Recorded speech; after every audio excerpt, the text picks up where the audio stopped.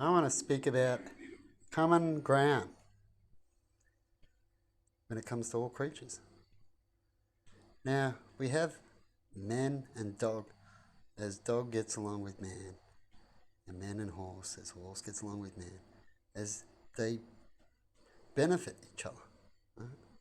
You get a bit of work or protection, and they get food and an easy life. And when it comes to that, all creatures are pretty much the same. They just do things in different ways, and you might look down on them as they're small, like a fly, but they're all the same. I've noticed that myself by doing experiments when it comes to the small things. What's it like with the small things? And you know what? They're all pretty much similar to us. I've rescued flies a lot lately, enough to notice that I rescue a few and they still hang around as they do, flies, right?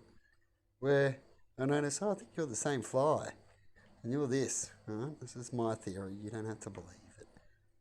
And I haven't been bothered by flies as much as I used to when I had so many flies around. Now, they can also maybe able to communicate between each other, which usually they do, besides coming here and want to bung bung and who are you kind of thing, right? They usually have some sort of way of connection. If you can't hear it, it might be a different sound or different sign language that you just don't notice. And if they do have it, which pretty much what everything does when you look at things, they can communicate as well. So tell their closest friends, hey, that dude's not that bad. Don't annoy him.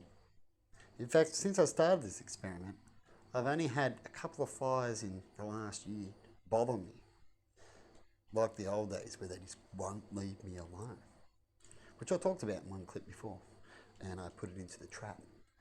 See, because that fly wouldn't stop, and there was things around that it could have got. There was no reason for it to bother me like we're out in the desert and it's trying to get some moisture. Right? So if you're living out in the desert and you were hanging for a drink, and all of a sudden there was this giant going, be I fall from, I am a giant one, right? And you can fly, you'd be, and he's just got water coming out of his eyeballs and nose and stuff, and out of his skin. You'd want to fly up there and get some of that good juice, wouldn't you? That's what the fly's doing, right? And if you were nice and allowed to get some of that juice, or there was juice from the giant that it can drink, then the fly might not bother you so much, as it's there to get some juice. Now, if you're waving it off, no, get away from me, fly, or kill the fly, it'll learn and tell its buddies, oh, this dude's a big bad dude. You're not nice and friendly. He doesn't get what we're saying. And we're going to have to be quick and bother him and annoy him. And he's our enemy. So when we want to have fun, we'll fly around his face and just give him the shits if he's the one that kills our kind. And he doesn't want to be equal with us, you see? And so flies will bother you. Right? Now, it's hard to get along with the massive flies, right? To try to do what I was talking about. But try the scale when it comes to a few flies in your house, like, you get those few flies, and see what happens if you got along with them more better.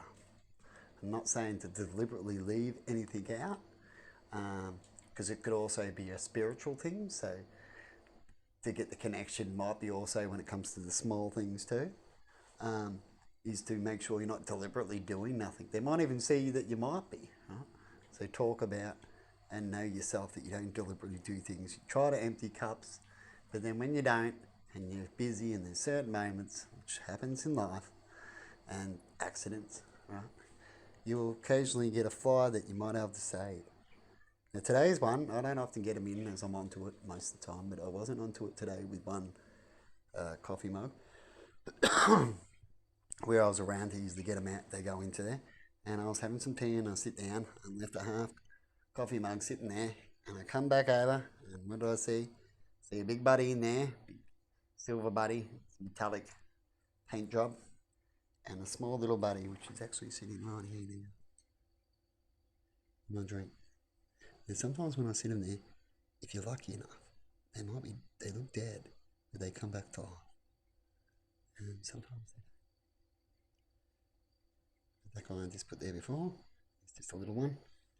And the big buddy was the one I was pointing at before, hanging around my monitor. And find what happens and see if you can get along with the flyers. Or you could just say in comments, man, you're crazy and the shit you think.